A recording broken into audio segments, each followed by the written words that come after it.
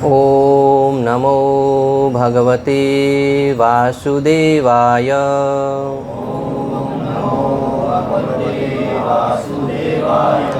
ओम नमो भगवते वासुदेवाय।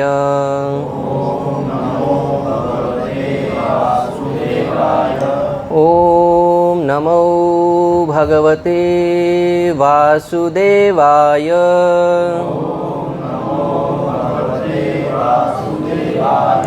ओम अज्ञानतिमिरान्धस्य ज्ञानाञ्जनशलाकयः चक्षुरुन्मिलितं येन तस्मै श्रीगुरुवे नमः।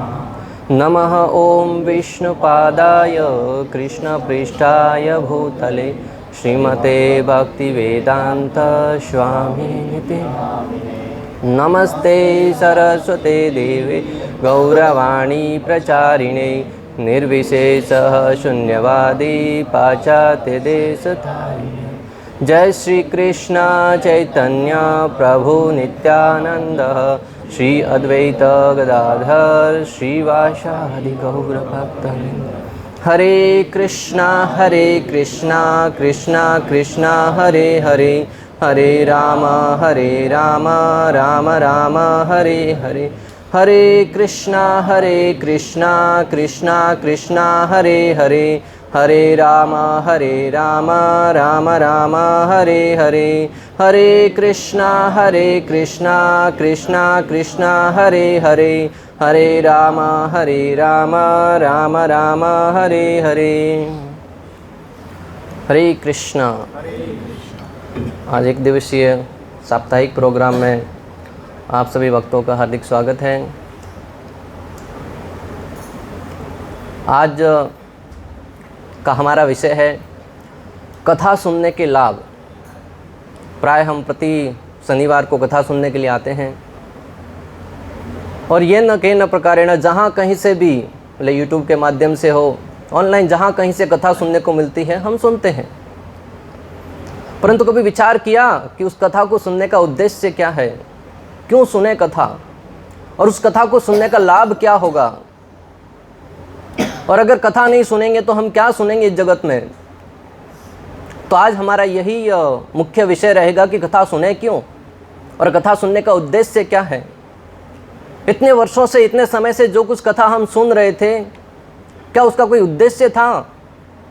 जैसा कि प्राय आज का मनुष्य जी तो रहा है भाग दौड़ भरी जिंदगी, सवेरे से लेकर शाम तक इधर से उधर भाग रहे हैं, परंतु अगर किसी से पूछा जाए कि इतनी मेहनत करते क्यों हैं, उद्देश्य क्या है, तब अगर अंदर झांक कर देखते हैं तो पता चलता है कि जीवन का उद्देश्य तो कुछ है ही नहीं। मात्र और मात्र सब भाग रहे हैं तो हम भी भाग रहे हैं। एक बार कुछ लोग एक ही दिशा में भाग रहे थे, तब उसके साथ एक व्यक्ति वहां पर खड़ा था, वो भी भागने लगा। रास्ते में रोककर किसने पूछा, भाई भाग क्यों रहे हो? तो बोले सब लोग भाग रहे थे, मैं भी भागने लगा। आज की जगत का यही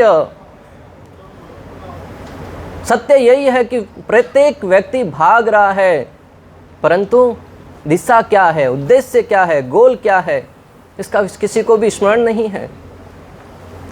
परंतु जब हम शास्त्रों को सुनते हैं, कथा को सुनते हैं, तब हमें जीवन जीने का एक लक्ष्य प्राप्त होता है, गोल प्राप्त होता है कि जीना क्यों है। वैसे ही कथा तो कई वर्षों से सुन रहे थे, कई जन्मों से, शायद पिछले जन्म में भी सुनी होगी, तभी तो इस जन्म में हमें राधा गोपीनाथ मंदिर में आने का सौभाग्य मिला है। परंतु इस कथा को सुनने का वास्तविक उद्देश्य क्या? आचार्यगण कहते हैं कि प्राय प्रत्येक व्यक्ति को बोलने और सुनने का स्वभाव होता है। जैसे ही अवसर मिलता है व्यक्ति बोलने लगता है। कहते हुए हम सुनते हैं कि पहले मेरी सुनो, तो ये बोलने और सुनने का हमारा स्वभाव है। अगर कृष्ण के विषय में नहीं बोलेंगे तो इस जगत के किसी न किसी विषय में बोलेंगे और सुनेंगे। अगर कथा नहीं सुनेंगे तो व्यथा सुनेंगे, अगर कथा नहीं कहेंगे तो व्यथा कहेंगे। और व्यथा घर घर की बात है, उसके घर पे ऐसा हो गया, उसके जीवन में वैसा हो गया, और वो बात कभी ख़त्म ही नहीं होती। हम सब जानते हैं, गांव में जाते हैं तो कई मिलने गए तो इतने दिनों तक तो ठंड बारिश हो रहा था, अभी गर्मी है, आज तो इतना गर्मी है। बस चर्चा का विषय यही रहता है। वहाँ पे प्रतिष्ठा में गया था, वो भोजन अच्छा बना, ये भोजन अच्छा नहीं बना। उसको वैसा करना चाहिए था, वैसा नहीं करना चाहिए था। उसने जो किया उसको ठीक है, अभी हम सलाह देने का तो स्वभाव है। तो हर कहीं पे जाते हैं तो कोई ना कोई इर्द गिर्द बातें करते हैं जिसका न तो कोई उद्देश्य होता है, न करने से कोई लाभ होता है। और ये कथा सुनने से हमारे जीवन में क्या परिवर्तन आएंगे, यह यहाँ पर आचार्यगण बता रहे हैं। तो व्यथा से बचने के लिए कथा को सुनना बहुत आवश्यक है। और कथा क्या, प्राय लोग इधर उधर की बातें भी कर रहे होते हैं और कहते हैं हम तो चर्चा कर रहे हैं, किसी की बुराई नहीं कर रहे, चर्चा कर रहे हैं। जो घट चुकी है घटना उसको बता रहे हैं। आवश्यकता क्या है? हमारे कर्मों के ही तो फल को हम और अधिक बढ़ा रहे हैं। रामायण में गोस्वामी तुलसीदास जी ने कथा के विषय में बहुत ही सुंदर श्लोक बताया। राम कथा सुंदर करताली, संस बिहग उड़ग निहारी, राम कथा कली बिटप कुठारी, सादर सुनो गिरिराज कुमारी। सादर सुनो MVS के भक्तों, राम कथा सुंदर करताली। राम कथा है वो ताली के समान है। प्राय हमारे घर के किसी खिड़की पे अगर कोई पंछी बैठ जाए, पक्षी बैठ जाए तो क्या करेंगे? उसको उड़ाने के लिए ताली बजाएंगे या बंदूक छोड़ेंगे? ताली बजाएंगे, ताली से उड़ जाएगा। वैसे क्या जरूरत है बंदूक छोड़ने की? तो जिस प्रकार हमारे घर पे किसी खिड़की पर बैठा हुआ पंछी ताली बजाने से उड़ जाता है, वैसे ही राम कथा कली बिटप कुठारी, सादर सुनो गिरिराज कुमारी, कि जो राम कथा है वो हमारे संशय रूपी पक्षियों को उड़ा देती है। हमारे जीवन में अनेक प्रकार के संशय बने हुए हैं और आज का युवा भ्रमित हो रहा है, भटक रहा है। उसके पीछे कारण क्या? अनेक प्रकार के संशय भरे पड़े हैं। और आजकल जो मूवी भी बन रही है, केरला फाइल्स है, केरला स्टोरी वगैरह, उसमें क्या युवा क्यों भटक रहे हैं? संशय है मन में कि तुम्हारे भगवान ने ऐसा क्यों किया, तुम्हारे भगवान ने ऐसा क्यों किया, और अगर ऐसा कर रहे तो भगवान कैसे हो सकते हैं? और बचपन से कथा सुनी नहीं है और जैसे ही संशय मन में आ जाता है व्यक्ति भटक जाता है। हाँ, बात तो सही है।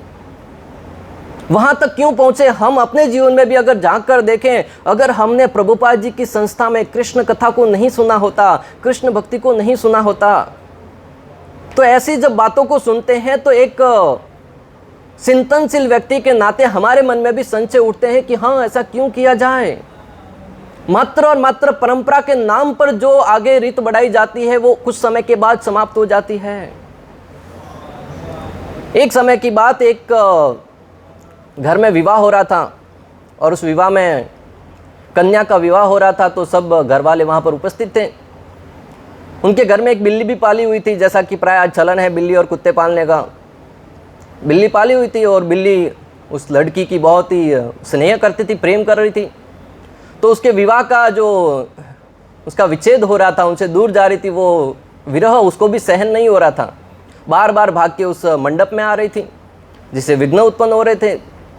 तब उसकी माँ ने क्या किया, एक वहाँ पर बर्तन रखा हुआ था, उस बिल्ली को नीचे रख के बर्तन ऊपर रख के ऊपर बैठ गई, कुछ समय के लिए समस्या को टाल दें। और क्या, विवाह संपन्न हुआ, उसके बाद बिल्ली को छोड़ दिया। परंतु उसकी बेटी ने देखा कि मेरी माँ ने मेरे विवाह के समय ऐसा रस्म किया था, उसकी बेटी की बेटे विवाह का शादी हुआ, तब उसने कहा कि एक बिल्ली को मंगाओ। बिल्ली को मंगाया गया, एक बर्तन को मंगाया, उसको नीचे रखा और वो भी ऊपर बैठ गई। उसको लगा ये परंपरा है और वो आगे वो परंपरा के नाम पर आगे वो बनता चलता गया। आज ऐसे अनेक सिद्धांत हमारे समाज में चल रहे हैं जिसके पीछे शास्त्रीय कोई प्रमाण नहीं है, मात्र और मात्र हमारे पूर्वज करते आए थे, इसके लिए हम भी कर रहे हैं। और ऐसे सिद्धांत जब आज की युवा पीढ़ी के मस्तिष्क पर पड़ते हैं, वो प्रश्न पूछते हैं, पिताजी ऐसा क्यों? और पिताजी एक थप्पड़ मारते, बोलते ज़्यादा दिमाग नहीं चलाने का, जैसा कर रहे हैं वैसा करो। तो बच्चा स्वाभाविक भटक जाता है। एकमात्र इस्कॉन गर्व होता है ये कहते हुए कि अंतर्राष्ट्रीय कृष्ण भावनामृत संघ है, जिन्होंने जो केरला स्टोरी है उसमें उठाए गए प्रश्नों के उत्तर सिद्धांत के आधार पर दिए, शास्त्रों के आधार पर दिए, और कोई बड़े बड़े आचार्यों ने नहीं। आप और हमारे जैसे युवाओं ने वीडियो के माध्यम से बहुत ही प्रामाणिक आंसर दिए। उनको सुनकर हृदय गदगद हो जाता है कि हम ऐसी परंपरा से आते हैं जिसमें शास्त्र के आधार पर ज्ञान दिया जाता है, नहीं तो व्यक्ति भटक जाएगा। आज आप और हमारा कर्तव्य है कि हम तन मन धन से इस सिद्धांत को, इस ज्ञान को जन जन तक पहुंचाए। धन का सदुपयोग करने का बहुत ही सुंदर तरीका है कि कथा का आयोजन किया जाए, कृष्ण कथा का। आज हम देख रहे हैं जिस परंपरा से, जिस समाज से आ रहे हैं, वहां पर धन को पानी की तरह बहाया जाता है। कोई भी प्रोग्राम होता है वहां पर लाखों करोड़ों तो यूं बह जाते हैं जिसका कोई अस्तित्व ही नहीं हो। प्रतिष्ठा के नाम पर हो, किसी भूमि पूजन के नाम पर हो, या किसी जमा जागरण के नाम पर हो। और उसमें होता क्या है? मात्र और मात्र अन्यों को दिखाने के लिए महंगी महंगी पत्रिका छपवाई जाती है, लोगों को आमंत्रण दिए जाते हैं, नेताओं को बुलाया जाता है, बड़ा सा मंच सजाया जाता है,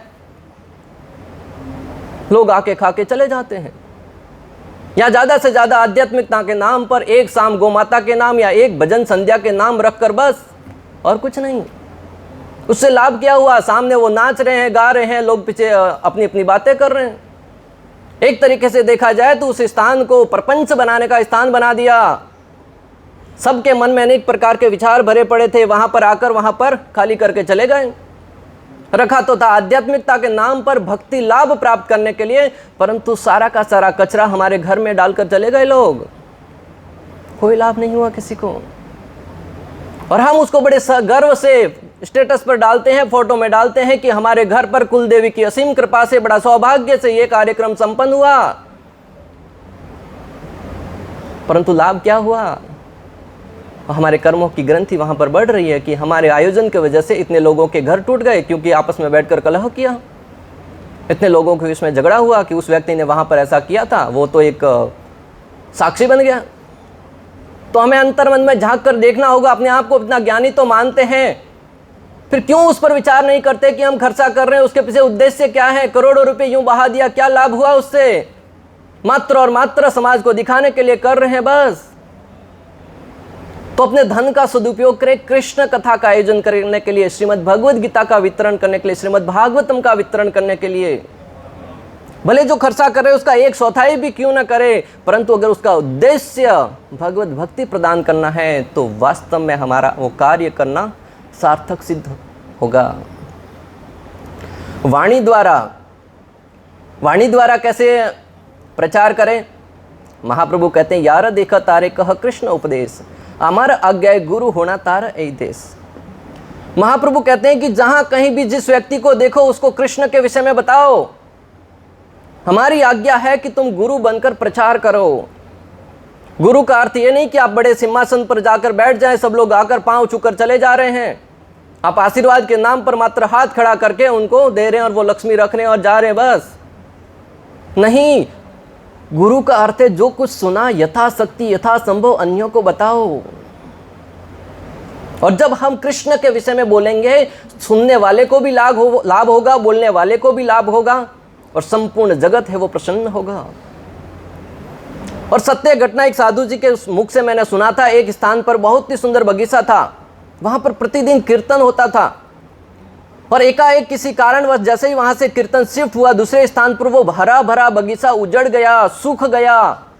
इससे समझता है कि पेड़ पौधे भी कीर्तन से लाभान्वित होते हैं, पोषित होते हैं। फिर हम तो इंसान हैं, हम तो भगवान श्री हरि के बहुत ही सुंदर सृष्टि के एक उत्तम रचना है।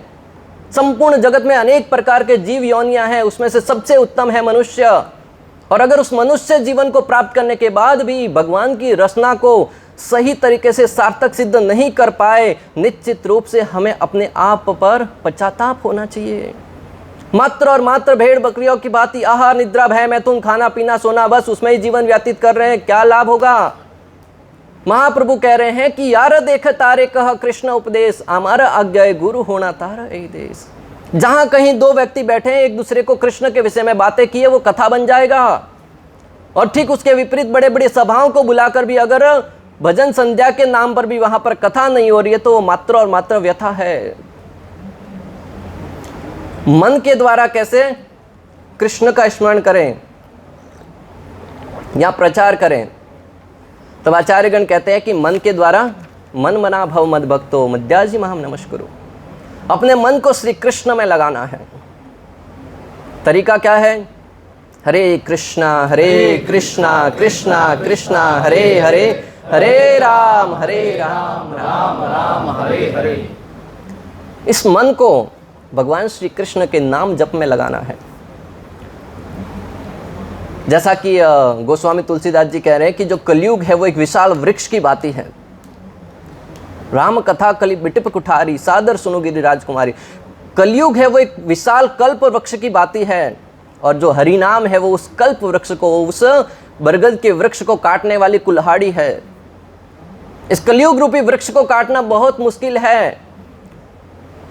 यज्ञ होम हवन द्वारा हो सकता है कि आप उस वृक्ष को काटना तो दूर की बात है, उसके एक पत्ते को भी न गिरा पाओ, पके हुए पत्ते को भी न गिरा पाओ, जो हवा के बहने से गिर जाए, परंतु हमारे प्रयासों से न गिरे, परंतु हरि नाम रूपी जो कुल्हाड़ी है उससे पूरा का पूरा वृक्ष धड़ाम से नीचे गिर जाता है।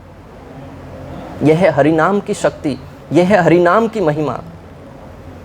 और गोस्वामी तुलसीदास जी ने ही हरि नाम की महिमा का वर्णन करते हुए कहा कि राम नाम नर केसरी, कनक कशीपु कलिकाल, जापक जन प्रहलाद, जिमी पाल ही दली सुरसाल। श्री राम नाम नरसिंह भगवान के समान है। नरसिंह भगवान का नाम कितने लोगों ने सुना है? कितने लोगों ने नहीं सुना है नरसिंह भगवान का नाम? मोहन प्रभु ने नहीं सुना है। हर एक जहाँ पे भी कीर्तन होता है वहाँ पे नरसिंह भगवान का ही रोल करते हैं। नरसिंह भगवान हरि नाम के समान है, राम नाम के समान है। क्या क्या था नरसिंह भगवान ने? क्रिकेट खेला था, कबड्डी खेला था, फुटबॉल, फिर क्या किया था नरसिंह भगवान ने? हिरण्यकशिपु का वध किया था।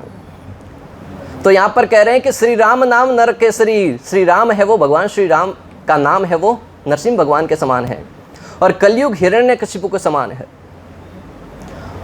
और श्री राम का नाम जप करने वाले भक्त प्रहलाद जी के समान है, जिनसे वह राम नाम रूपी नरसिंह भगवान देवताओं को दुख देने वाले हिरण्यकशिपु का वध कर देते हैं। कितनी सुंदर तुलना की गई है यहाँ पर। प्राय हम जगत में एक दूसरे व्यक्ति से ही हमारी तुलना करते रहते हैं, वह ऐसा है, वह वैसा है, लेकिन गोस्वामी तुलसीदास जी की बुद्धि तो देखो। राम नाम की तुलना नरसिंह भगवान से कर रहे हैं, और कलयुग की तुलना हिरण्यकशिपु से कर रहे हैं, और उस राम का नाम जपने वाले भक्तों से, भक्तों की तुलना प्रहलाद महाराज से कर रहे हैं। भक्त प्रहलाद, जिनकी पुकार सुनकर, जिसकी रक्षा करने के लिए स्वयं अखिल ब्रह्मांड नायक भगवान श्री कृष्ण नरसिंह भगवान के रूप में इस धराधाम पर अवतरित हुए, और अवतरित होकर हिरण्यकशिपु रूपी कलयुग का वध कर दिया। प्राय लोग कहते हैं कि कलयुग आ गया, घोर कलयुग आ गया है। पुत्र माता पिता के सुनते नहीं, सामने बोलते हैं, घर से निकाल रहे हैं। और बड़े बड़े धनवान लोग, जिन्होंने अपनी लक्ष्मी का धन का प्रयोग करके बच्चों को पढ़ाया लिखाया, बहुत ही काबिल बनाया, परंतु जैसे ही बड़े हुए तो उनको अनाथ आश्रम में भेज दिया। किसने पूछा कि हम पुत्रों को जन्म दे रहे हैं तो हमारा उद्देश्य एक यही है कि हम बुढ़ापे में जाकर वो हमारा लाठी बने, हमारा सहारा बने। इसका अर्थ है कि हम मात्र स्वार्थ के आधार पर ही बच्चों को जन्म दे रहे हैं, उसकी परवरिश करें। प्रेम कहाँ है इसमें? और बालक सोचता है कि तुम्हारा कर्तव्य था, जब से बचपन से तुमने हमको बड़ा किया। कहाँ पे एग्रीमेंट साइन हुआ था कि बचपन में तुम्हारी सेवा कर रहा हूँ, बस आगे जाकर तुम मेरी सेवा करना? कहीं पर लिखा, साइन किया गया? आजकल शायद बहुत लोग हैं वो लिखवा लेते हैं, कुछ बोलते हैं ना तो बोलते हैं हाँ साइन कर लो यहाँ पर, आगे चल के मुकर गए तो। परंतु ऐसा कोई साइन एग्रीमेंट होता नहीं है। तो जहाँ पर प्रेम है वहाँ पर स्वाभाविक की सेवा होनी चाहिए। आज हम उस सिद्धांत को भक्ति में भी लागू करते हैं। अगर मेरा ये काम बन गया तो 5 रुपए की प्रसाद चढ़ा दूंगा। अभी आजकल लक्ष्मी बढ़ गई, 101 रुपए के पेड़े चढ़ा दूंगा। तो वहां पर तो व्यापार आ गया ना, प्रेम कहाँ है? क्या भगवान को हमारे पेड़े की आवश्यकता जो मिलावट से बनाया गया है? भगवान की सेवा करने के लिए ब्रह्मा जी कहते हैं लक्ष्मी सहस्त्र शतसम भ्रसे विमानम। लक्ष्मी सहस्त्र, हजारों लक्ष्मी रूपी गोपियां हमेशा भगवान श्री कृष्ण की सेवा करने के लिए लाइन में खड़ी रहती हैं। फिर क्या आवश्यकता है भगवान को हमारी सेवा की? जिस सेवा में प्रेम नहीं है, जिस सेवा में हृदय का भाव नहीं है, वो सेवा भगवान स्वीकार नहीं करते हैं। इसलिए हृदय की गहराई से भगवान को प्रसन्न करने के लिए भगवान के नाम का जप करना चाहिए। भगवत भक्ति में आलस करने वालों को राम जी छोड़कर चले जाते हैं। किसी ने बहुत ही सुंदर कहा कि घर से बिस्तर से उठकर मंदिर तक आने में आलस करते हैं और ख्वाहिश गोलोक धाम जाने की रखते हैं। बिस्तर से उठकर मंदिर आने तक की आलस करते हैं। कौन जाएगा, आज नहीं कल से जाएंगे, मंडे से जाएंगे, अगले शनिवार से जाएंगे। और ख्वाहिश क्या है, गोलोक धाम जाने की। तो यहां पर कहा गया कि जो आलस करता है, जो भक्ति में आलस करता है, उसको राम जी छोड़कर चले जाते हैं। कोई दृष्टांत, भगवान श्री रामचंद्र को जब वनवास हुआ, भगवान श्री रामचंद्र लक्ष्मण जी सीता जी को लेकर सुमंत जी अयोध्या से बाहर जा रहे थे वन की ओर। कथा से आप सब भली भांति वाकिफ है, मैं मात्र आपको स्मरण दिला रहा हूं, क्योंकि समय समय पर हमारा स्वभाव है भूलना। हमारा एक महत्वपूर्ण गुण है, गहना है, जो बाहर से दिखता नहीं परंतु है हमारे पास, और इसका हमारा कोई घमंड भी नहीं है, भूल जाते हैं। कभी हुआ किसी को अहंकार कि मैं भूल जाता हूं मेरे पास ये गहना है? नहीं होता है। कितने नम्र हैं हम। तो जब वहां पर अयोध्या वासी सारे बोले कि हम भी भगवान के साथ जाएंगे, भगवान बोले आ जाओ। भगवान किसी को मना थोड़ी करते हैं। सारे अयोध्या वासी, और जो कोई व्यक्ति अपने पिता से पूछने के लिए जा रहा था, पिताजी मैं भी राम जी के साथ जाऊं, बोले नालायक, ये भी कोई पूछने की बात है? जहां जहां श्री रामचंद्र है वहीं तुम्हारा स्थान है। सारे लोग एक साथ हो गए, और जैसे ही संध्या ढली, शाम का समय हुआ, राम जी ने कहा आज यहीं विश्राम करेंगे। सारे अयोध्यावासी सो गए, राम जी सो गए, लक्ष्मण जी सो गए, सीता जी सो गए, सुमंत जी भी सो गए। रात को लगभग 3 बजे ब्रह्म मुहूर्त हुआ। एकाएक भगवान श्री रामचंद्र दबे पांव उठे। राम जी ने, लक्ष्मण जी तो पहले से जगे हुए थे, सीता जी को जगाया, सुमंत जी को जगाया, बोले कि चलो यहाँ से। सारे अयोध्यावासी सो रहे, भगवान जाने के लिए तैयार हुए। सुमंत जी ने प्रश्न उठाया, अरे प्रभु ये सारे नादान बेचारे अयोध्यावासी आपके पीछे आ रहे, इनको छोड़कर कहाँ जा रहे हो? भगवान ने कहा कि जो सो गया वो रह गया। ये सो गए, इनको कोई लालसा नहीं है मेरे साथ आने की। ब्रह्म मुहूर्त में जगकर जो भगवान श्री कृष्ण से पहले जगे, लक्ष्मण जी के जगने का क्रम कैसा? गोस्वामी तुलसीदास जी रामायण में लिखते हैं कि सबसे पहले गुरु विश्वामित्र सोते थे, उसके बाद राम जी सोते थे, उसके बाद लक्ष्मण जी। परंतु जगने का क्रम ठीक विपरीत, सबसे पहले लक्ष्मण जी जगते थे, फिर राम जी और फिर गुरु विश्वामित्र। तो भक्तों के जीवन में आलस का कोई स्थान नहीं। अगर आलस किया तो अयोध्या वासियों की भांति राम जी हमको छोड़कर चले जाएंगे। राम जी, सुमंत जी, लक्ष्मण जी, सीता जी चले गए, और सारे अयोध्या वासी जब सवेरे जगे, सूर्य उदय हुआ, तेज धूप गिरने लगी, जैसे ही आंखें खुली, आजकल देखते हैं आलसी लोग है ना, अगर गांव में टेरेस पे सोते हैं तो धूप आती है, या तो ऊपर रजाई ओढ़ लेते हैं, या फिर उस जगह को स्थान परिवर्तित करते हैं, शाम में ले लेते हैं, थोड़ा धूप आता है और शाम में लेते हैं। ऐसा करते करते पता नहीं एक बार उठने के बाद नींद वापस कैसे आती है, सोते रहते हैं 11-11, 12-12 बजे तक। आप में से अगर किसी को ये इतना महान गुण है तो बताने की आवश्यकता नहीं, परंतु होता है प्राय। तो जैसे ही वो जगे, उन्होंने देखा राम जी तो है ही नहीं, अपने आप को ठगा हुआ महसूस करने लगे। उन्होंने प्रश्न उठाया साधुओं की सभा में कि भगवान ने हमारे साथ ऐसा क्यों किया? हम सब कुछ घर बार छोड़कर आए थे भगवान को साथ चलने के लिए, परंतु भगवान ने हमारे साथ धोखा कर दिया। साधुओं ने कहा गलती तुम्हारी ही है, जो सो गया वो रह गया। आज संकल्प लेना चाहिए हमें कि जीवन में सोते ना रहे। ये जीवन एक दिन वैसे ही बीत जाएगा। बहुत सुनते भी हैं, मैसेज भी आते हैं सुविचारों के, आगे फॉरवर्ड भी करते हैं, स्टेटस पे भी लगाते हैं ताकि दूसरे लोग देखें और सुने। हमें उसकी आवश्यकता नहीं, दूसरों को बताना है। जैसे ही मैसेज आता, कई ऐसे लोग हैं जो दूसरों को बताने के लिए स्टेटस लगाते हैं परंतु उसको कभी अमल नहीं करते कि मैं कैसे जीवन में पालन करूं। हम सब उसके एक हिस्सा हैं। हमें आत्मावलोकन करना चाहिए कि इसको पहले मैं लागू करूं, फिर दुनिया को दिखाऊं।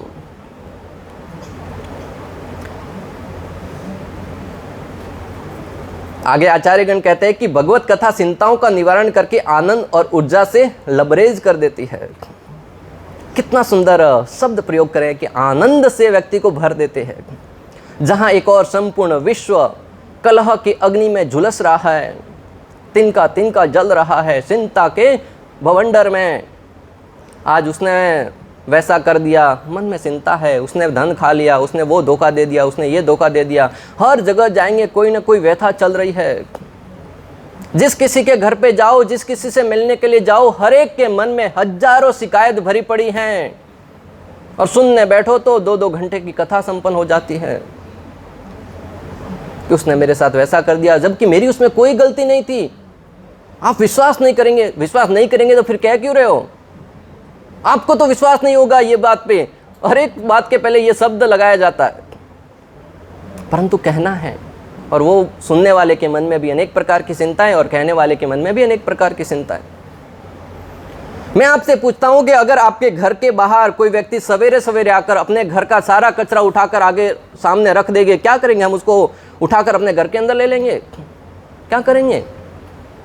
मना करेंगे कि हमारे घर के सामने क्यों रखा? सही कह रहा हूं? और इसको लेकर गांव में तो कई जगह झगड़े हो जाते हैं। एक स्त्री अपने घर का कचरा बाजू वाले के आगे रख देती है, वो आती है वापस उसके आगे रख देती है। एक वीडियो देखा, उसमें यूपी का वीडियो था, ये दो माताएं इस बात को लेकर झगड़ गई और उसमें 2 लोगों की मृत्यु हो गई।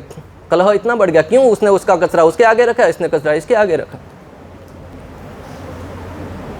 ये कचरा बाहर जो हमें दिखता है, परंतु अन्यों की बुराई रूपी जो कचरा है, सवेरे सवेरे जो अगर कोई घर पे आपके सांस लेने के लिए आ रहा होगा, सुबह में गांव में कोई बात बोलना शुरू करता है ना, तुम तो बहुत दिनों के बाद आई, थोड़ी देर बैठना, बताना और क्या हुआ, पता है उस दिन उधर गई थी, उसने ऐसा ऐसा हुआ, आई थी सांस लेने के लिए, बहुत लेट हो रहा था, परंतु 2 घंटे की पूरी कथा बन जाती है। वहां पर सारा कचरा उठा के लेके आई थी, उस गांव का इस गांव का उठा के हमारे घर पे रखी गई और हमने उसको संजो कर घर में रख दिया, हमारे मन मस्तिष्क में रख दिया। जहां पर श्री कृष्ण को रखना चाहिए, श्री रामचंद्र को रखना चाहिए, वहां पर पूरा कचरा उठाकर रख दिया।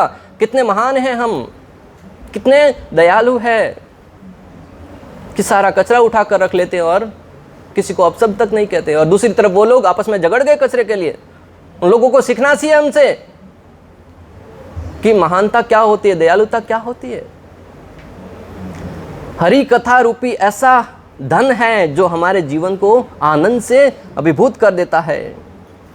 इस संदर्भ में आचार्यगण कथा सुनाते हैं कि जब भगवान श्री कृष्ण नन्हे से बालक थे, उन्होंने देखा कि यमुना जी में एक कालिया नाम का व्यक्ति सर्प रहता है जो बहुत निर्दयी है, उसके प्रभाव से बहुत सारी गायों का मृत्यु हो रही है।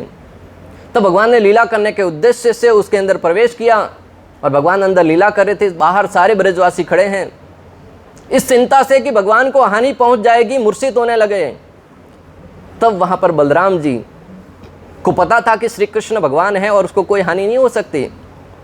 तो बलराम जी कृष्ण कथा सुनाते हैं और सारे ब्रजवासियों के अंदर आत्मविश्वास जागृत होता है। हमारे जीवन में भी जब विश्वास टूटने लगे, जब विश्वास कमजोर होने लगे, जब चिंताएं हमको घेरने लगे, तब कृष्ण कथा सुननी चाहिए, राम कथा सुननी चाहिए, जो हमें एक विश्वास पैदा करेगी, हमारे जीवन को सूखे हुए जीवन से हरा भरा बना देगी। सुखदेव गोस्वामी ने परीक्षित महाराज जब जीवन के ऐसी अवस्था में थे जहां पर उनको सर्प डसने वाला था, तक्षक नाग, एक छोटा सा सांप का बच्चा भी दिख जाए तो व्यक्ति डर जाते हैं। अरे सांप को तो छोड़ो, छिपकली से लोग डर जा रहे हैं। वहां पर तक्षक नाग जो सारे नागों का राजा था, वो डसने वाले परीक्षित महाराज के जीवन में इतना बड़ा भयंकर संकट आने वाला था। परंतु जैसे ही साधुओं के शरण में बैठकर कृष्ण कथा सुनने लगे, 7 दिन 7 रात बीत गए, एक भी क्षण उनके मन में वह विचार नहीं आया कि सांप उस दिशा से आ जाएगा, इस दिशा से आ जाएगा। परम आनंद में कथा सुन रहे थे।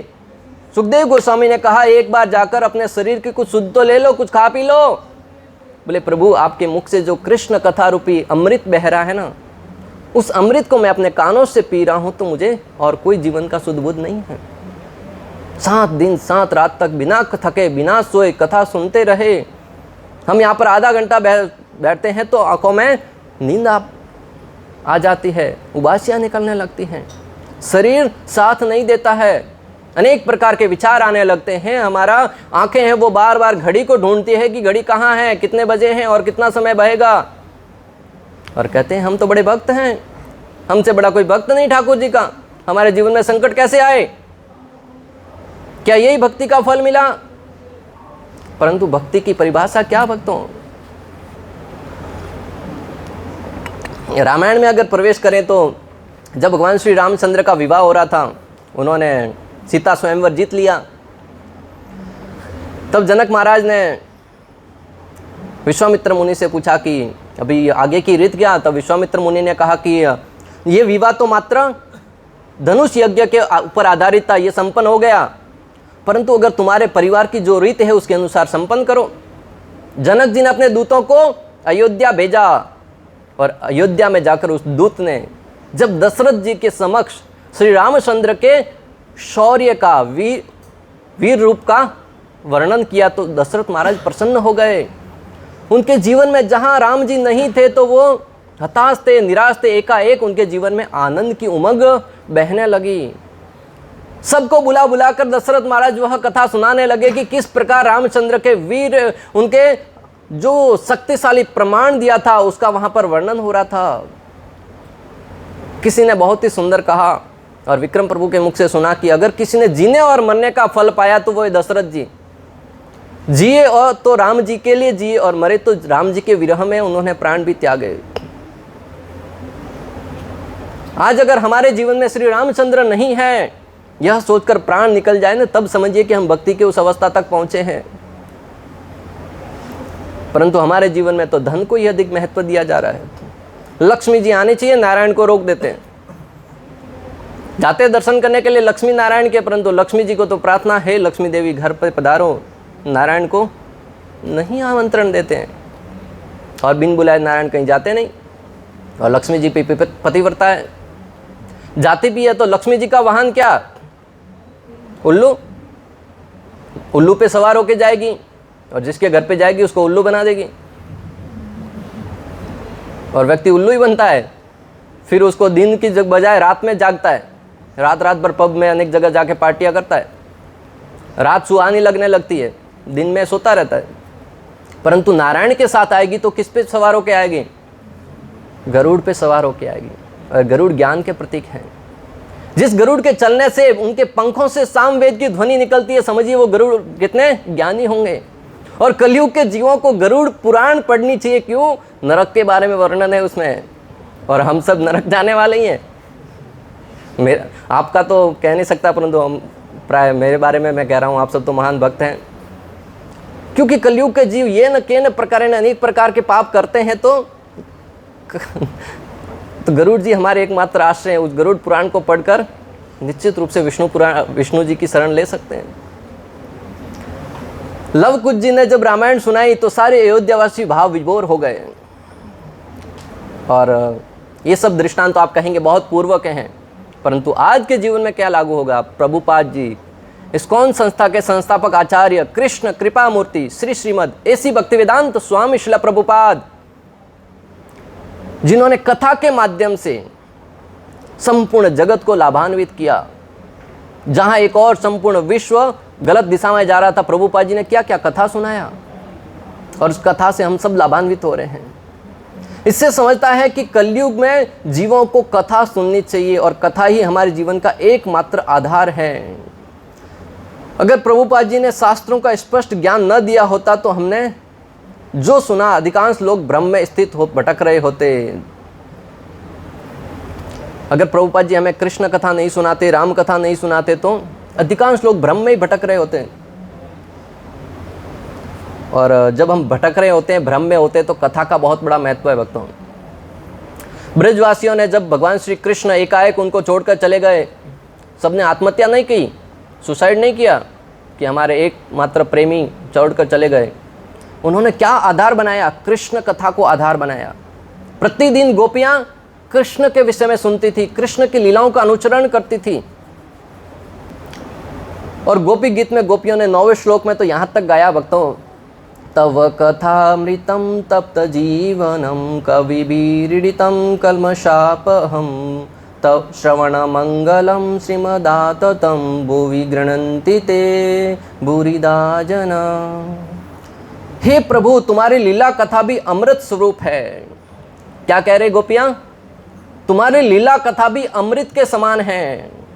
जैसे आपका स्वरूप, आपका मुख, आपका मुस्कान, वाणी, कमल हस्त, शरण सुख देने वाले हैं, उसी तरह आपकी लीलाओं का चिंतन, दर्शन व श्रवण मंगल कारक है। गोपियों ने यहाँ तक कहा कि प्रभु, आपकी लीलाओं का जो स्मरण है, आपकी लीलाओं का जो चिंतन करने वाला, वो हमारे जीवन को आनंद देने वाला है। और पूरा जीवन भगवान श्री कृष्ण लगभग 11.5 साल तक ब्रज में रहे। उसके बाद जब छोड़ के गए, एक बार भी मुड़कर नहीं देखा। लौटना तो दूर की बात है, वहां आए भी नहीं, फिर भी ब्रजवासियों ने जीवन आनंद से बिताया। कैसे? कृष्ण कथा को आधार बनाकर। गोपी आगे कहती है कि विरह से सताए हुए लोगों के लिए तो वह सर्वस्व जीवन है। कथा के माध्यम से शब्द रूपी माधव आपके दर्शन हो जाते हैं। ऐसे समय जब आप हमारे समक्ष उपस्थित नहीं हैं, किंतु कथाओं के माध्यम से आप उपस्थित हो जाते हैं, तो यह सब भी हमारे विरह को शांत करने वाला है। और बड़े बड़े कवियों ने, बड़े बड़े योगियों ने, बड़े बड़े ऋषियों ने इसको हृदय की गहराई से गाया है, और साधुओं की सभा में इसकी प्रशंसा होती है। महाप्रभु ने कहा, गोपियों के शरण कमलों का हमें अनुचरण करना है। गोपियों ने क्या किया? कृष्ण कथा को सुना, कृष्ण के नाम को जपा, कृष्ण की लीलाओं का अनुसरण किया। वह सारे पाप ताप को मिटाती हैं, साथ ही श्रवण मात्र से परम मंगल, परम कल्याण का दान भी करती है। वह परम सुंदर, परम मधुर और बहुत विस्तृत भी हैं। जो भी जीवन आपके कथा अमृत का दान करते हैं वे धन्य हैं। कितना सुंदर शब्द आया है यहाँ पर। जो पहले मैंने कहा कि कृष्ण कथा अन्यों को देनी चाहिए, कृष्ण के विषय में बोलना चाहिए। जारत देख तारे कह कृष्ण उपदेश। यहाँ पर गोपियां कह रही है कि जो व्यक्ति कृष्ण कथा अन्यों को देता है वो सबसे बड़ा दानी है इस जगत में। कोई धन देता है, कोई अन्यों को बल देता है, अनेक प्रकार की संपत्ति बांटते हैं, परंतु सबसे बड़ा दान क्या? गोपियों की भाषा में कहे तो जो कृष्ण कथा अन्यों को बांटता है वह सबसे बड़ा दानी है। और स्वयं भगवान श्री कृष्ण ने भगवद गीता के 18वें अध्याय में कहा, हे अर्जुन, वह व्यक्ति मुझे सबसे अधिक प्रिय है जो तुम्हारे और मेरे मध्य हुए संवाद, भगवद गीता के संवाद को अन्यों को बताता है। दान का सबसे उत्कृष्ट दृष्टांत हम इस जगत में प्रभुपाद जी को देखते हैं, जिन्होंने कृष्ण कथा के दान के द्वारा संपूर्ण जगत को लाभान्वित किया। जो गंगा जी हरिद्वार में बहती है, उसमें तो हमें यहाँ से टिकट निकाल कर जाना पड़ता है, वहाँ पे स्नान करना होता है, और वहाँ पर भी लिखा होता है अगर ज़्यादा गहराई में जाएंगे तो वापस लौटने की संभावना कम रहती है। वहाँ पर रस्सी बंधी होती है, पकड़ कर नहाना होता है। परंतु भक्ति रूपी गंगा हमारे घर के बाहर से, घर के अंदर से गुजर रही है। उस भक्ति रूपी गंगा में डुबकी लगा, और जितना गहराई में जाएंगे उतना अधिक आनंद आएगा। कितने दयालु है प्रभुपाद जी, कितने कृपालु है, जिन्होंने अपनी असीम कृपा को जगत के जीवों पर वितरित किया। जो तुम्हारी उस लीला कथा का गान करते हैं, वास्तव में भूलोक में वे सबसे बड़े दाता हैं। इस भूलोक में सबसे बड़े दाता हैं जो कृष्ण कथा का गान करते हैं, कृष्ण कथा का दान करते हैं। जहां भगवान की कथा होती है वहां स्वयं भगवान उपस्थित होते हैं। ना अहम तिष्ठामि वैकुंठे योगी नाम हृदयेषु वा मद्भक्ता यत्र गायन्ति तत्र तिष्ठामि नारदः। हे नारद, न तो मैं वैकुंठ धाम में रहता हूँ, नहीं बड़े बड़े योगियों के हृदय में रहता हूँ। फिर कहाँ रहते हैं? जहाँ मेरे भक्त मेरे रूप गुण लीलाओं का श्रवण करते हैं, कीर्तन करते हैं, मैं वहाँ पर उपस्थित रहता हूँ। यहाँ पर भी कहीं किसी स्थान पर भगवान बैठे होंगे और आपकी और देख रहे होंगे कि मेरे भक्त इतने थके हारे आए हैं, फिर भी कथा सुन रहे हैं, मेरे विषय में सुन रहे हैं। अपनी शक्ति को लगाकर ऐसे आंखों को खोल खोल कर जाग के सुनने का प्रयास तो कर रहे हैं, और भगवान प्रयास ही देखते हैं भक्तों। माता यशोदा ने क्या किया? प्रयास ही तो किया। क्या शक्ति थी माता यशोदा के? एक ब्रजवासी में साधारण ग्वालिन की कि अखिल ब्रह्मांड नायक, जिसको दर्शन बड़े बड़े ऋषि मुनि हजारों साल तक तपस्या करने के उसके नाखून के अग्रभाग का भी दर्शन न कर पाए, उनको माता यशोदा ने सहजता से बांध दिया। क्या योग्यता थी? प्रयास। भगवान भक्ति पूर्वक प्रयास देखते हैं। हम भी सोते उठते गिरते पटकते कैसे तो माला कर रहे हैं, भगवान प्रयास देखते हैं, हमारी प्रामाणिकता देखते हैं। प्रयास तो कर रहा है, भले उसमें असफल भी क्यों ना हो जाए, अनेक दुविधा भी क्यों ना आ जाए, परंतु प्रयास जारी रखना है। और श्रद्धा भाव से, सेवक के भाव से, स्वामी बनकर नहीं। प्रभुपाद जी एक बार ट्रेन में जा रहे थे, अनेक शिष्य साथ में थे। आप देख रहे हैं भारत में तो जगह जगह भगवान बने बैठे हैं लोग, ये बाबा जी भगवान, वो बाबा जी भगवान। आजकल तो हर समाज में जो गुरु थे, जिन्होंने भगवान के विषय में ज्ञान दिया, उनको ही भगवान बनाते बैठ घूम रहे हैं हम। फलानेश्वर भगवान, फलानेश्वर भगवान, और भगवान को भूल जाते हैं। तो वहाँ पर भी एक साधु बैठे थे, उन्होंने कहा मैं ब्रह्मा, अहम ब्रह्मास्मि, मैं भगवान हूँ, शिवो अहम, मैं शिव हूँ। अनेक तरीके से अपने को भगवान बताने लगे। प्राय जहाँ पर भी कोई व्यक्ति हमारे विपरीत बात कहता है तो हमारे अंदर उससे बहस करने का भाव आता है। कैसे भगवान बता दिया आपने आपको, शास्त्रों के अनेक श्लोक छेप देते सामने, और उसको ये न के न प्रकारे न भगवान की बजाय एक साधारण व्यक्ति लाकर हम रख देते, परंतु वो स्वीकार नहीं करता है।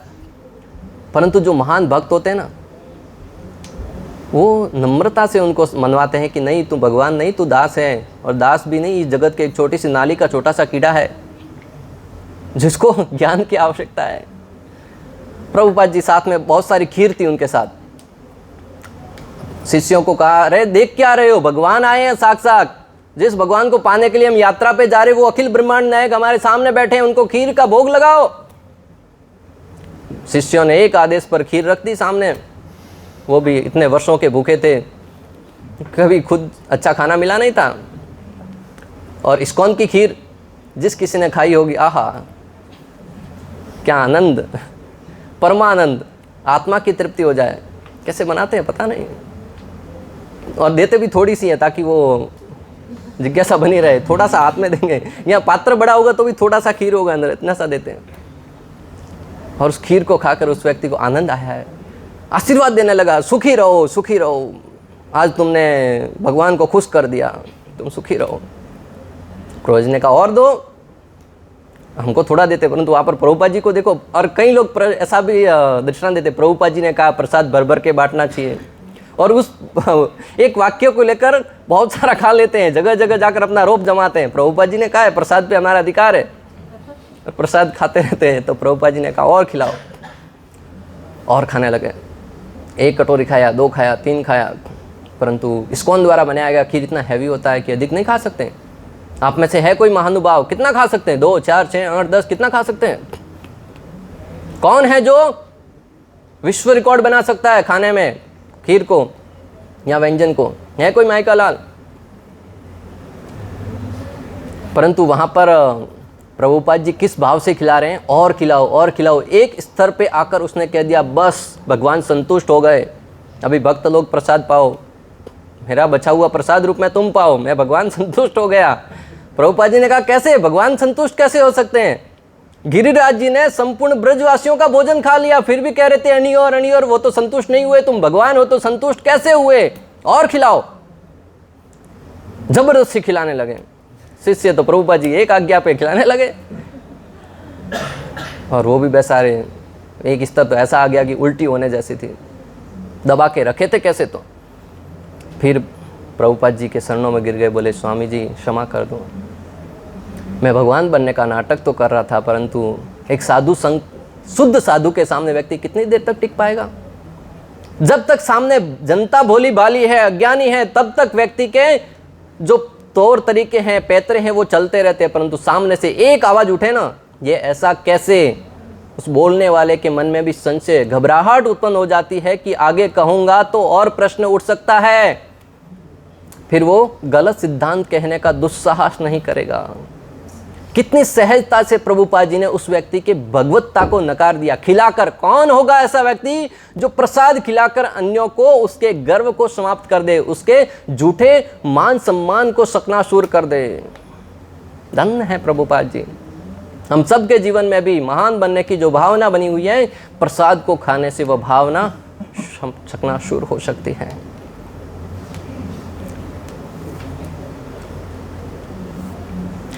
और आचार्यों ने अगर भागवतम से प्रमाण ले तो भक्ति करने से या भगवान की कथा सुनने से लाभ क्या होगा?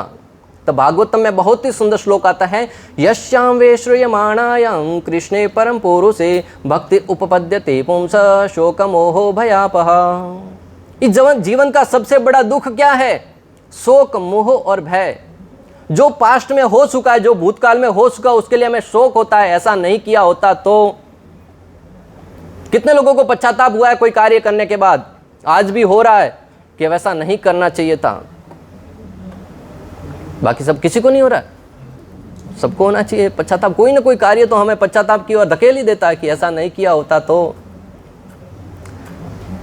और वर्तमान में जो हो रहा है उसके लिए मोह, ऐसा करने से मुझे ये लाभ होगा, ये लाभ होगा, भविष्य के बारे में चिंता, अगर ये धन समाप्त हो गया तो, पुत्र खराब निकला तो, बुढ़ापे में पता नहीं सहारा बनेगा कि नहीं,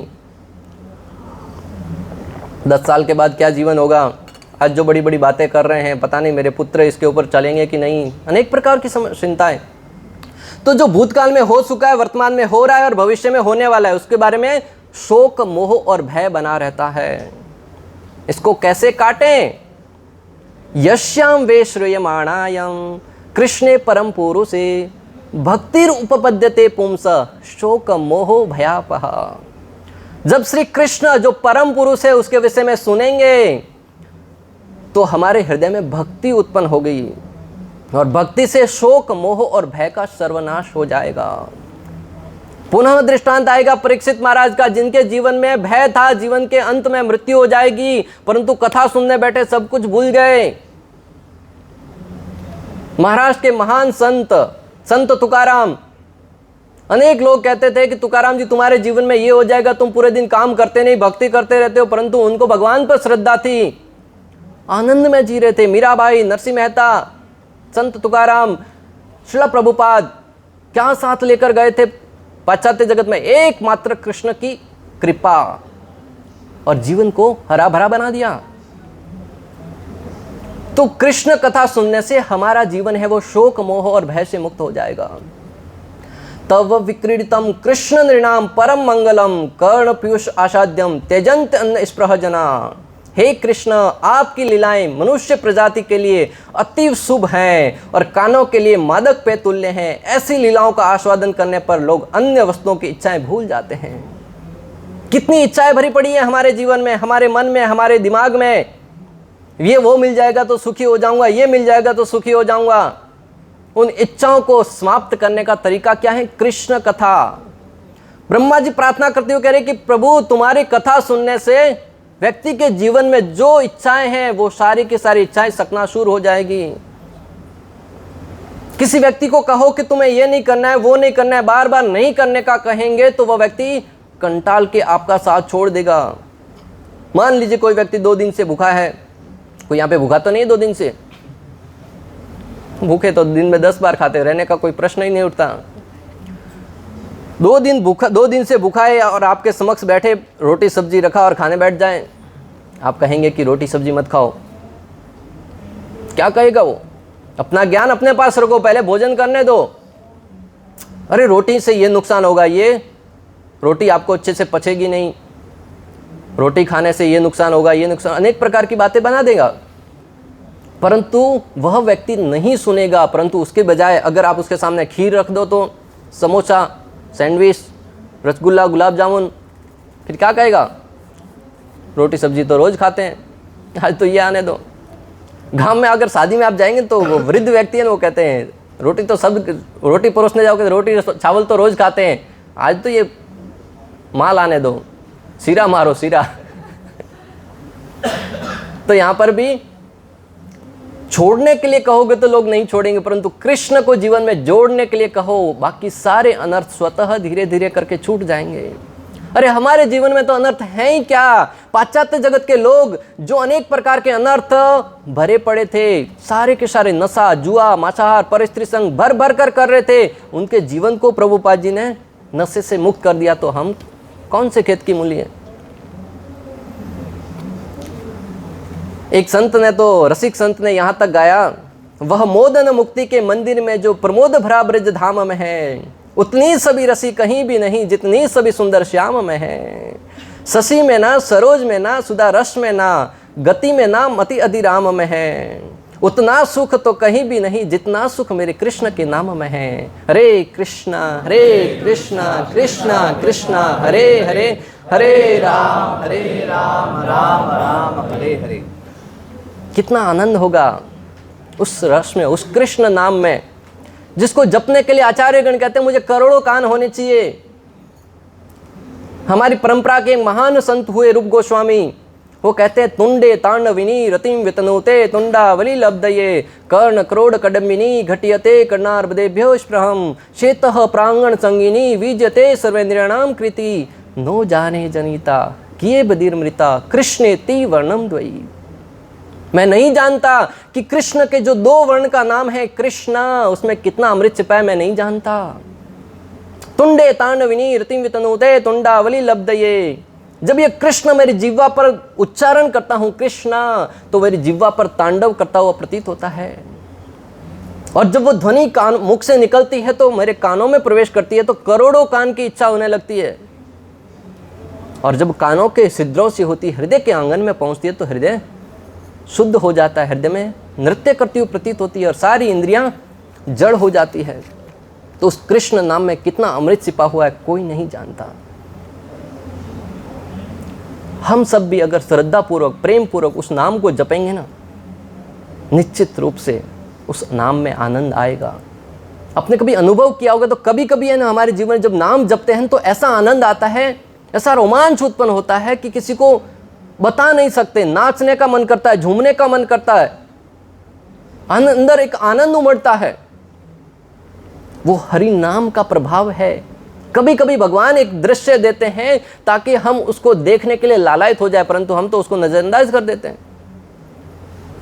अपराध भरे भाव से नाम जप करते हैं, इसके लिए हमारे जीवन में परिवर्तन नहीं आता। कई भक्त 20-20 वर्षों से 30-30 वर्षों से हम जप कर रहे होते हैं, परंतु परिवर्तन नहीं आता। क्यों? कारण क्या है? हरि नाम रूपी जो महान धन है, उस नाम को इस जगत के किसी अन्य वस्तु से तोलकर हमें तुलना करके नहीं देखना है। गोलोकेर प्रेमधम हरिनाम संकीर्तन। गोलोकेर प्रेमधन, गोलोक का धन है ये, इस जगत का धन नहीं है। नाम महाधन है अपनो, नहीं दूसरी संपत्ति और कमानी। नाम महाधन है अपनो, नहीं दूसरी संपत्ति और कमानी। छोड़ अटारी अता जगत के, हमें वो कुटिया ब्रज माही बनानी। टूक मिले रसिकों के सदा, और पीबन को यमुना जल पानी। औरन की परवाह नहीं हमको, अपनी ठकुराइन श्री राधिका रानी। अपनी ठकुराइन श्री राधिका रानी। नाम महाधन है अपनो, नहीं दूसरी संपत्ति और कमानी। जगत में और कोई संपत्ति हमें नहीं कमानी, एकमात्र हरिनाम रूपी महान धन है, वही कमाना है। और वो हमें इस जगत के पार गोलोक का दृश्य करवाने वाला है, गोलोक का आनंद देने वाला है। औरों की क्या परवाह हमें। आचार्यगण कहते हैं कि जितनी रुचि, जितना प्रबंध हम अपने जगत में, अपने जीवन में लगा के रखे हैं ना, और थोड़ा कुछ बचा कुचा कभी समय मिला तो हरि नाम को दे देते हैं, कृष्ण भक्ति को दे देते हैं, ठीक उसके विपरीत करना चाहिए। जीवन का गोल भगवान को बनाना है, जीवन का मुख्य ध्येय, मुख्य केंद्र भगवान को बनाना है, और जो बाकी बचा कुचा जीवन है वो परिवार के लिए देना है। उस अवस्था में हमें उस आनंद का अनुभव होगा, उस रस का अनुभव होगा, उस महान धन का अनुभव होगा। ये जो महान संतों ने गाया है, ये मात्र गाने के लिए नहीं गाया है, उन्होंने जो अनुभव किया वही बताया है। संतों पर श्रद्धा होगी तो निश्चित रूप से उसका पालन करना चाहिए। हमारी श्रद्धा भी 2 प्रकार की है। जब साधुओं के पास जाते हैं, श्रद्धा होती है कि साधु आशीर्वाद देंगे, जीवन परिवर्तित हो जाएगा। शरण छूते हैं, और शरण छूने का भाव भी, पहले तो शरण झुककर दंडवत प्रणाम करते थे, फिर बैठकर प्रणाम करने लगे। अभी तो प्रणाम कर रहे, पता नहीं क्या करे, आगे जाते थे डर जाते हैं, ऐसे करते, सीधा घुटनों तक प्रणाम करते हैं, ऐसे बस प्रणाम में पता नहीं क्या। और सामने मिले, प्रभुपाद जी ने एक सिद्धांत बनाया कि जब किसी से फोन पे भी बात करो तो शिष्टाचार के नाते बोलना चाहिए, प्रभु जी हरे कृष्णा दंडवत प्रणाम। और आजकल लोग इतने आलसी हो गए, सामने भी मिलते हैं, हरे कृष्णा प्रभु जी दंडवत प्रणाम। अरे सामने मिला, दंडवत कर, बोलना नहीं है। हरे कृष्णा प्रभु जी दंडवत प्रणाम, दंडवत प्रणाम करना है, बोलना नहीं है। प्रणाम के नाम पर कितने आलस कर रहे हैं।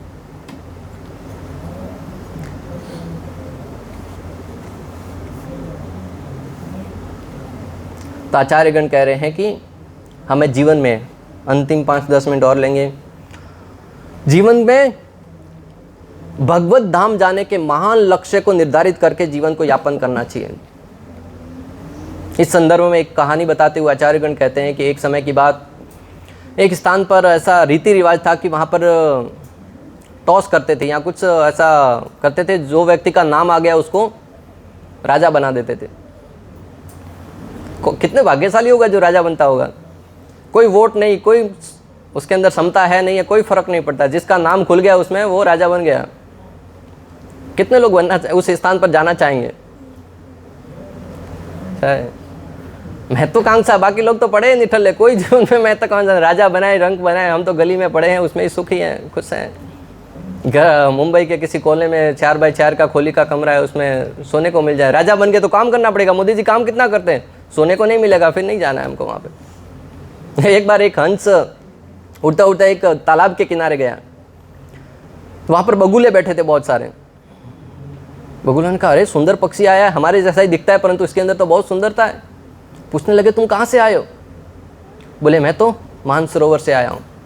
वहाँ पे सुंदरता? बोले, हाँ, वहाँ पर तो हीरे मोती ज्वारांशों से बहुत ही सुंदर उद्यान है, हरे भरे वृक्ष हैं, बहुत सुंदर वर्णन किया। तो बगुलों ने पूछा, वहाँ पर घोंगे हैं क्या खाने के लिए? बोले, घोंगे तो नहीं है। बोले, हमको नहीं जाना फिर वहाँ पे, तुम्हारा धाम तुमको ही मुबारक हो। तो वैसा ही जगत में भी हम जब गोलोक धाम के बारे में सुनते हैं या महान स्थान के बारे में सुनते हैं, वो सोचते हैं कि वहाँ पर सोने को मिलेगा कि नहीं, वहाँ पे बीड़ी पीने को मिलेगा कि नहीं। तो नहीं जाना है फिर वहाँ पर। प्राय हम इतने स्वार्थी हो गए हैं कि जहाँ से स्वार्थ सिद्ध होता है, अन्यों की प्रशंसा में रम जाते हैं। भक्ति सिद्धांत सरस्वती ठाकुर एक बहुत ही सुंदर दृष्टांत बताते हुए कहते हैं कि एक बार एक सेठ था, उसके पास एक व्यक्ति था, वो हमेशा सेठ की प्रसन्नता में ही वाक्य गढ़ता रहता था। उस सेठ ने अपने नौकर को बुलाकर कहा, अच्छा सुनो रामू, आलू के विषय में तुम्हारा क्या विचार है? बोले, श्रीमान, मैं आपके मुख से पहले सुनना चाहूँगा, आप क्या सोचते हैं आलू के बारे में? बोले, मुझे तो आलू बहुत पसंद है। आप यहाँ पर बैठे कितने लोगों को आलू पसंद है? गैस करता होगा? नहीं है। गैस की समस्या युवाओं में भी बनी हुई है आजकल। तो जैसे ही सेठ ने कहा कि आलू अच्छा है, तुरंत रोक दिया सेठ को, बस अभी मेरी बारी है। आलू के विषय में क्या कहूँ सेठ जी, ओहो हो अद्भुत। आलू मिल जाए तो जीवन में और कुछ पाने की चाहत नहीं रह जाती। आलू का भरता बनाकर खाया जा सकता है, आलू का पराठा बनाकर खाया जा सकता है। आलू के बिना कोई भी सब्जी परिपूर्ण नहीं होती। आलू को उपवास में भी खाया जा सकता है। आलू के विषय में एक से बढ़कर एक डिंगे मारने लगा। जिसने जीवन में आलू नहीं खाया उसका जीवन बेकार है। सेठ ने कहा, अच्छा ठीक है, बैंगन के विषय में तुम्हारा क्या विचार है? सेठ जी बोले, मैं तुम्हारे मुख से पहले सुनना चाहूँगा। सेठ जी ने बोला, बैंगन बहुत अच्छा होता है। बस रुक जाइए। ओह, बैंगन का भरता, क्या अद्भुत। बैंगन को सब्जी बनाकर खाया जा सकता है, भरता बनाकर खाया जा सकता है। बैंगन की तो महिमा शास्त्रों में भर करके आई है। भविष्य पुराण में वर्णन आता है कि बैंगन जिसने नहीं खाया उसका जीवन बर्बाद है, और कलयुग के अंत में जाकर बैंगन ही जीवन में एकमात्र भोजन बनकर रह जाएगा। ये सत्य नहीं वो कह रहा है, आप ऐसा मानना मत जाके कल 2 किलो बैंगन लेके आ गए। क्यों?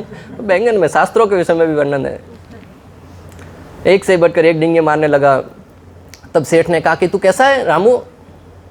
मैंने कहा आलू की महिमा, तो आलू के विषय में बोलने लगा और बैंगन के विषय में बोलने लगा, जबकि मुझे तो आलू पसंद ही नहीं है। एकदम सही कहते हैं आप स्वामी, आलू बेकार चीज है, आलू खाने से गैस होता है। जो कोई आलू खाता है उसका जीवन तो सर्वनाश हो जाता है, पूरे दिन गैस होता रहता है। आलू खाने वाला व्यक्ति तो इंसान ही नहीं है, भालू है। तो बोले बैंगन के विषय में, बैंगन भी मुझे पसंद नहीं, सेठ ने कहा। तो बोले बैंगन तो इतना खराब, इतना घटिया, जहाँ कहीं भी जाता हूँ सब्जी आलू की बन जाए तो मैं भोजन करने भी नहीं बैठता हूँ। और बैंगन को तो शास्त्रों में कहा गया तामसी के, बैंगन को नहीं खाना चाहिए। एक से बढ़कर एक बैंगन के विरोध में तर्क देने लगा। तब सेठ ने कहा कि तुम्हारा मत क्या है? कभी तुम बैंगन के पक्ष में, कभी बैंगन के विरोध में, कभी आलू के पक्ष में, कभी आलू के विरोध में, तुम कहना क्या चाहते हो? तो बोले कि स्वामी, मैं आलू का दास नहीं हूँ, मैं बैंगन का दास नहीं हूँ, मैं तो आपका दास हूँ। जिसमें आपको प्रसन्नता हो वही कहता हूँ। तो हमें भी ठाकुर जी का दास बनना है, कृष्ण का दास बनना है, श्री रामचंद्र का दास बनना है। इस जगत के जीवों को अच्छा लगे ना लगे कोई अंतर नहीं पड़ता, जो सत्य है वो बताना है।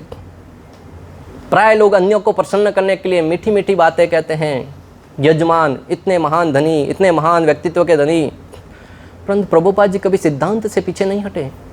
एक बार एक बहुत बड़ी एक्टर्स प्रभुपाद जी से मिलने आई, प्रभुपाद जी से मिली, उसके बाद जाने लगी, प्रभुपाद जी से कहने लगी मैं फिर आऊँगी आपसे मिलने के लिए। आप और हम होते तो क्या कहते हैं, हाँ आते रहो, धन देते रहो। प्रभु जी ने क्यों आओगे, क्यों आओगे, क्यों, तुमने कभी पुस्तक पढ़ी मेरी? बोले नहीं। तो बोले क्यों आओगे, क्या मैं मनोरंजन का व्यक्ति दिखता हूँ जो आए मिले और चले गए? नहीं आना है, ये पुस्तक दो उनको, पुस्तक पढ़ना फिर आना। बोले हाँ अभी पुस्तक पढ़ने के बाद आऊँगी। तो सामने कोई भी व्यक्ति हो, प्रभुपाद जी कभी सिद्धांत बताने से पीछे नहीं हटे, भले वो अभिनेत्री हो या साधारण व्यक्ति हो। शास्त्र पढ़ो, पुस्तक पढ़ो, सेवा करो, बाकी जीवन में गुड़ी गुड़ी तुम भी खुश मैं भी खुश, ऐसा नहीं। गुरु और शिष्य की बात नहीं कि एक स्थान पर एक गुरु ने शिष्य मिलने के लिए गया, गुरु ने कहा कि ये नाम जप करो। शिष्य ने कहा गोलोक धाम जाना है, कौन सा नाम जपूं? बोले कि मेरे नाम का जप करो, ओम बाबाय स्वाहा, ओम बाबाय नमः, ओम बाबाय नमः, फलाने बाबाय नमः, किसी का नाम नहीं लेंगे। शिष्य प्रसन्न हुआ, बोले गुरु आपने दीक्षा दी, अब मैं आपको पूरा महाराष्ट्र दान में देता हूँ। बोले नालायक, महाराष्ट्र तेरे बाप का है क्या? तू खुद किसी कोने में 4x4 की खोली में पड़ा रहता, मुझे महाराष्ट्र दान में देता है। बोले गुरु जी जैसे गोलोक धाम, जैसे ये महाराष्ट्र मेरे बाप का नहीं, वैसे गोलोक धाम आपके बाप का है क्या, जो आपके नाम का जप करके वहाँ पहुँच जाऊँगा? अगर गोलोक धाम जाना है तो गोलोक अधिपति श्री कृष्ण का नाम जपना होगा, हरे कृष्णा कृष्णा कृष्णा हरे हरे, हरे राम राम राम हरे हरे। इन सब सिद्धांतों में हमारा वास्तविक एक लक्ष्य जो बता रहे थे कहानी, वो तो रुक गया। एक स्थान जहाँ पर राजा बनने के लिए, अभी कितने लोग राजा बनना चाहेंगे? वो राजा बनाने के लिए आपको इतना सब सुनाया, कितने लोग राजा 5 साल का राजा बनना चाहेंगे? हाथ खड़ा कीजिए। अभी भी कुछ लोग शर्मा रहे हैं, सोच रहे हैं कि कहीं ना कहीं फंसा न दे। फंसाने वाली बात नहीं है, प्रामाणिकता से हाथ खड़े करो, फिर आपको लगेगा कि हाँ बनना चाहिए था राजा। पीछे रह जाओगे, जैसा मोदी जी ने अवसर दिया था नोटबंदी से पहले, बोले चाहो तो 40% या जो देके ब्लैक को वाइट कर दो, परंतु लोग पहले तो हिचकिचा रहे थे, परंतु बाद में 50% देकर वो मुड़ी भी नहीं आ रही, फिर भी दे रहे थे नोटबंदी में। खैर, एक ऐसा स्थान जहां पर व्यक्ति को राजा बना दिया जाता था 5 साल तक, परंतु 5 साल के बाद उस व्यक्ति को ऐसे स्थान पर भेजा जाता था जहां पर न तो खाना है, न पानी है, मगरमच्छ है, अनेक प्रकार के वन्य जीव हैं, उस वन में भेज दिया जाता था। तो हर एक राजा आता था, उसको बताया जाता था कि आप 5 वर्ष तक राजा हैं। व्यक्ति खूब भोग करता था, खूब आनंद करता था, क्यों? उसको पता है 5 वर्ष के बाद तो मरना ही है। परंतु कहते ना, धीरे धीरे फिर मारवाड़ी लोग हर जगह स्थान पर पहुंचने लगे, उस स्थान पर भी गए, और जैसे ही वो इस व्यक्ति पहुंचा उसका नाम निकल गया। बोले आप हमारे राजा हैं। वो बहुत ही सुंदर सायरन बजा, हमारे राजा पधार रहे हैं। व्यक्ति असंभव में बोले मैं तो इधर नौकरी करने के लिए आया था, राजा बना दिया। भगवान भी कितने महान है, राजा बना दिया। परंतु उसको बताया कि 5 साल के बाद ये होने वाला है। मारवाड़ी का दिमाग तो कैसा चलता है, आहा। उसने विचार किया 5 साल है हमारे पास, एक एक करके जहां पर भेजने वाले थे सारी सुविधाएं वहां पर तैयार करने लगे, महल बनाने लगे, वहां पर रहने खाने की बहुत ही सुंदर व्यवस्था कर दी। 5 साल तक पूरा का पूरा सुंदर महल बना दिया, वहां पर जाने के रोड बना दिए, इतनी सुंदर व्यवस्था कर दी। 5 साल के बाद विदाई का समय आया। जैसे वो जा रहे थे, बाकी लोग छोड़ने के लिए गए, देखने के लिए तमाचा कि उसका कैसा हश्र होता है। प्राय लोगों का तमाचा देखने में बड़ा रुचि आता है। किसी व्यक्ति को लेट हो रहा होगा, परंतु आप झगड़ा होते हुए देखेंगे तो घंटा रुक जाएगा उधर, और ऐसी मसाला डाल डालकर फिर दूसरों लोगों को बताए उधर के विषय में सुना। मैं सोचता हूं कि भगवान भी कितने दयालु है ना, हर एक व्यक्ति को हर एक की रुचि की बात दे ही देते हैं। जिस किस को उसमें रुचि आती है उसको भी वो टॉपिक दे देते हैं, ताकि वो पूरे दिन चर्चा करता रहे। उस गांव में वैसा हो गया, उस ग्रुप में वो चर्चा चल रही है, उसमें वह चल रहा है। हर व्यक्ति को कुछ ना कुछ चर्चा दे देते हैं बात करने के लिए। तो बाकी सब लोग तमाचा देखने के लिए साथ में जा रहे थे, परंतु जैसे किनारे जाकर देखा कि सामने तो बहुत ही सुंदर महल है, उद्यान है, इतने सुंदर हरा भरा है। बाकी सब लोग भी पीछे पीछे वहां पहुंच गए। वो पूरा का पूरा गांव खाली हो गया, वहां पर जाकर भी वो राजा बन गया। और राजा बनकर वहां पर आनंद से जीने लगा, सारी प्रजा उनकी सेवा और वो जीवन भर के लिए राजा। कितने लोग अभी राजा बनना चाहेंगे वैसा? अभी भी हिचकिचा रहे हैं, अभी भी शर्मा रहे हैं। अगर बनना चाहते हैं तो वह स्थान कौन सा है? इस स्थान में रहते हुए ऐसे कार्य करें, ऐसे जीवन यापन करें। ये 5 साल हमारे 50 साल के बराबर है।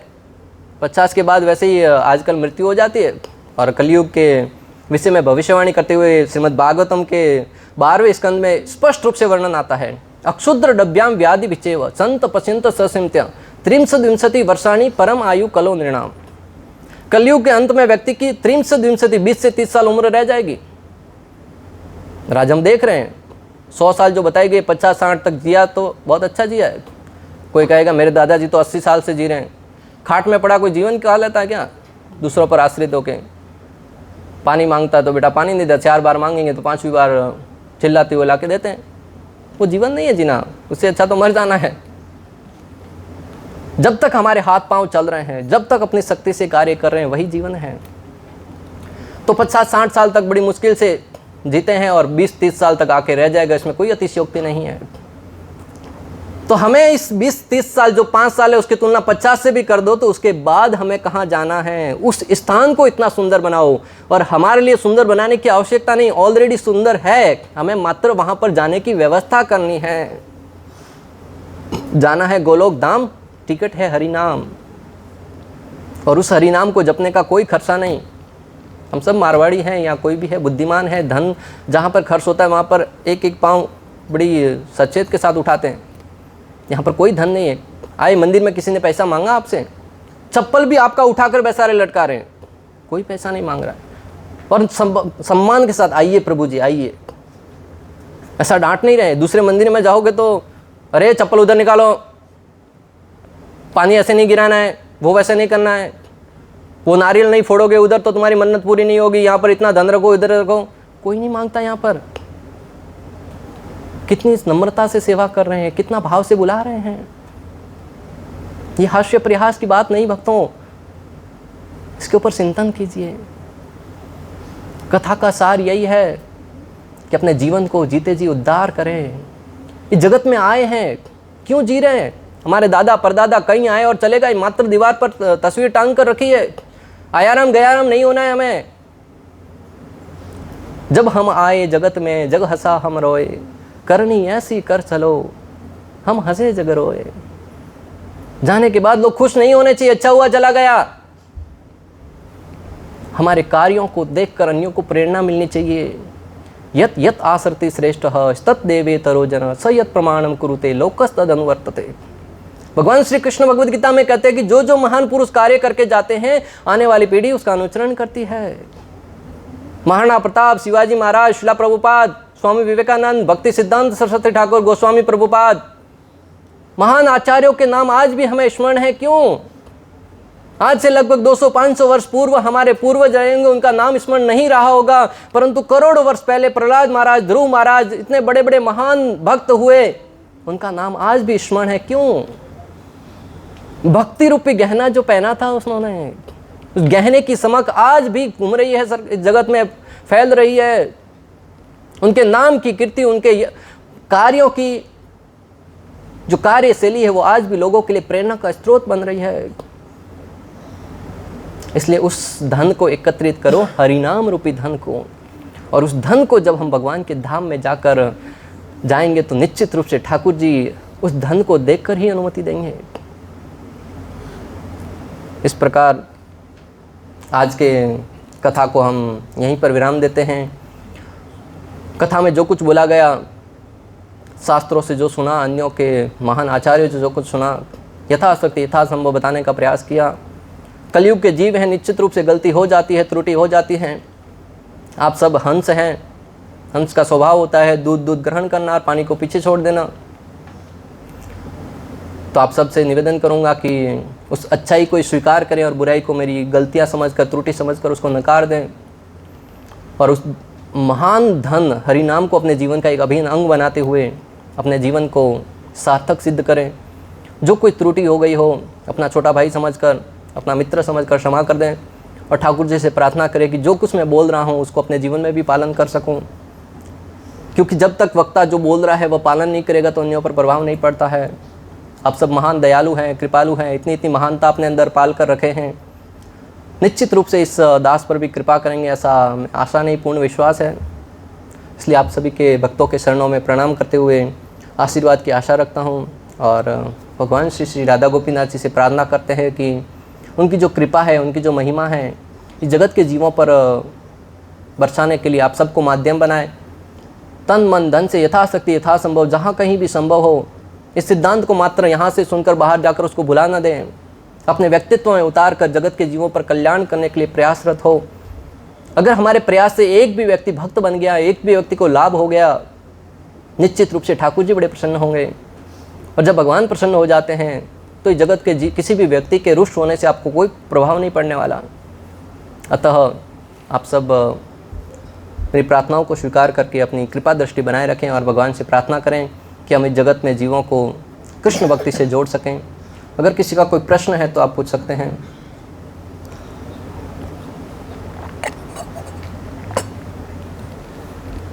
खैर, प्रश्न होने का कोई प्रश्न ही नहीं उठता, क्योंकि समय हो गया है और आप सबके जीवन में प्रसाद का एक नया पड़ाव आने वाला है।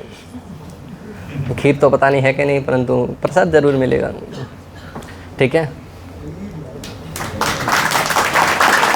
श्रील प्रभुपाद की, श्री श्री राधा गोपीनाथ भगवान की, श्री श्री गौर निताय भगवान की, श्रील प्रभुपाद की, समस्त गौर भक्त वृंद की। हरे कृष्णा कृष्णा कृष्णा हरे हरे,